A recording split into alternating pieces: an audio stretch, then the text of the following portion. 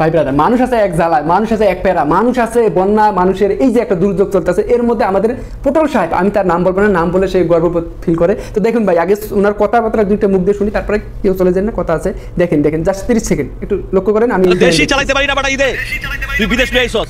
আমি তো ইন্ডাস্ট্রিকে ভালোবাসি, ইন্ডাস্ট্রিকে বাঁচানোর জন্য ছবি বানাচ্ছি। আমাদের ইন্ডাস্ট্রিতে ভালো কোনো হিরো নাই, যদি থাকতো তাহলে আজকে সিনেমা জমজট থাকতো, তাহলে 1300-1400 হলের থেকে বাড়তো, কমতো না। সত্য ঈদ ছাড়া আমরা ছবি রিলিজ করতে সাহস পাই না।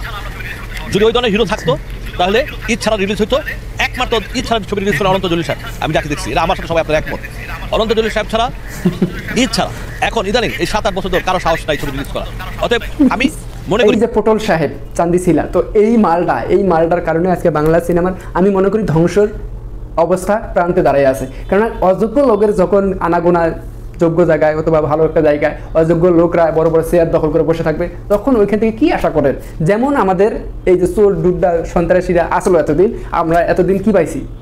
শুধু ঋণের কি বোঝা বাড়ছে মাথায়, কিছু ওই উন্নতির আবহাওয়া, গল্প, মিথ্যাবাদী, চাপাবাজি এগুলো শোনাইছিল, আর আমাদের মাথায় ঋণের কি বোঝা চাপাই দিয়ে ভাগছে। তো যাই হোক, সেটা বড় কথা না, ওটা বাদ দেন। এই যে আমাদের যে মানে আমি তার নামটা উচ্চারণ করতেছি না, আসলে নামটা না বললে মানে কথা আসলে যাবে না ওইভাবে। তো যাই হোক, সেই যে টাকলা টাকলা ইকবাল, তো এটা যে করতেছে বিষয়টা, এই যে বলতেছে দেশের মধ্যে 1400-1500 হল, সে খালি বিদেশি এইটা বুঝাইলো, আর একমাত্র হিরো আছে সেটা হলো অনন্ত জলিল, সে ঈদ ছাড়া কি সিনেমা মুক্তি দেয়। আরে কি অনন্ত জলিল রে দাদা, কি ফেস! এ কিন্তু ছাত্রদের পক্ষে ছিল না, অনন্ত জলিল কিন্তু একেবারেই না, মানে সাকিব মাশরাফি যে কাতারে, সেম এই কাতারের লোক অনন্ত জলিল সাহেব। আমি অবাক হয়ে যাই, বারবার আমি ঘাটছি যখন শাকিব খান পোস্ট দেয় প্রতিনিয়ত, আপনার মনে করেন সব যখন আর্টিস্টরা নেমে আসলো ছাত্রদের পক্ষে, কিন্তু মাগার অনন্ত জলিল সাহেবের ফেস আমি প্রতিনিয়ত ঘাটি, কিন্তু তার কোনো আপডেট নাই। আমি এটা নিয়ে একটু মাথা চিন্তিত, কি রে অনন্ত জলিল সাহেব কি ওই সৈন্যাচারীর পক্ষে?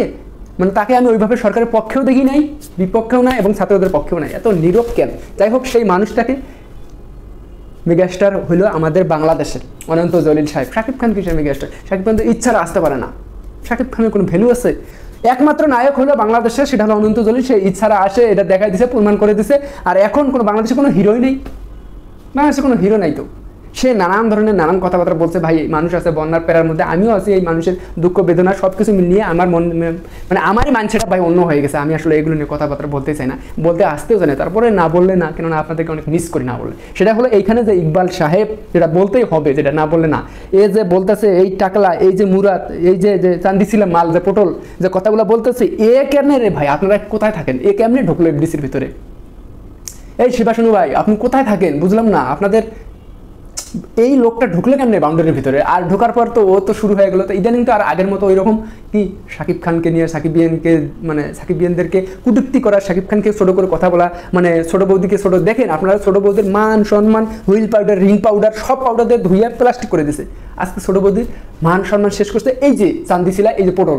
এই পটলই প্রতিটা মিডিয়ার মধ্যে শাকিব খান এবং বুবলির বিষয় নিয়ে কথাবার্তা বলে কিন্তু আজকে এই সোশ্যাল মিডিয়ায় একটা ফেস ভ্যালু তৈরি করছে এই চান্দিশিলা। তাছাড়া ভাই এর কেসে নেই, এর চেয়ে বড় বড় কি পরিচালক প্রযোজক আছে, সে নাম 2টা না 3টা সিনেমা বানায়, সেই মানে এমন একটা ফেস ভ্যালু বানায় নিছে, মানে আমাদের যে ভালো পপুলার আর্টিস্টগুলোর চেয়ে এর ফেস ভ্যালু একটা মানে মারলেন। দেখেন না আপনারা কিছুদিন আগে হুমকি দেবেন, আমার নাম দিয়ে তোর নাম, মেজাজটা গরম হয়, তোর নাম শুধু নাকতো না, তুই বেটা, তুই একটা তুই ফালতু বিদায়, তো এই ফালতুমি কাজ করিস, তোর কাজ কাম বাদ দিয়ে তুই এগুলো করস, তুই একটা যে হিরো আলম এসে তুই অযোগ্য একটা লোক, কেননা তুই শিক্ষা বিক্ষা, তোর ভিতরে তো কিছু নাই।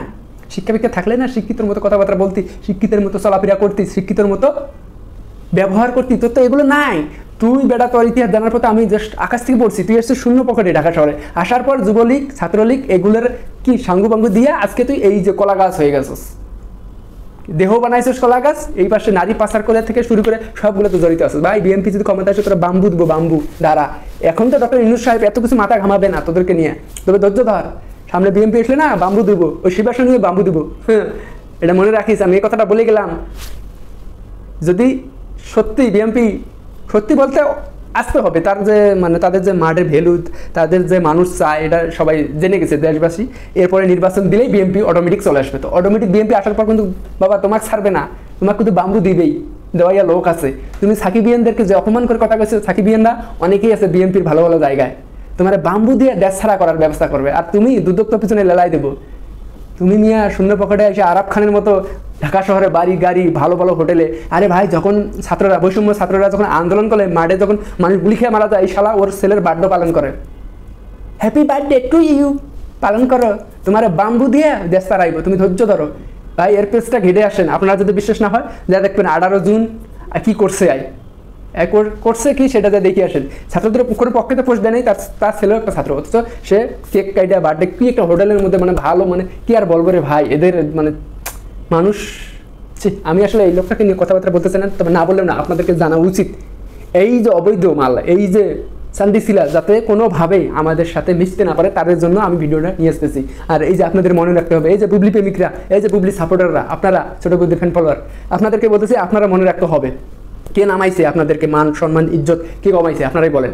বুবলি সেটা মনে রাখছে, আপনারা যদি ভুলে যান আমি সেগুলো স্মরণ করে দিতেছি। এই যে ইকবাল প্রতিনিয়ত শাকিব খান এবং ছোট বৌদিকে ছোট করে আসছে, এটা মনে রাখতে হবে। আর এ যে আবুল তাবুল বলবে, এখন অনেক কিছু বলবে এই ঢাকা, মানে এগুলো মানে আগে যা করছে আকাম ফুকাম সেগুলো ঢাকার জন্য সে আবুল তাবুল মেলা কিছু বলবে, এবং কি সে পালানোর জন্য রাস্তা খুঁজবে। এখন যদি আপনাদের কাতারে না মিশতে পারে, সে ওই যে কালামানিকের মতো কলার পাতায় শুয়ে থাকবে।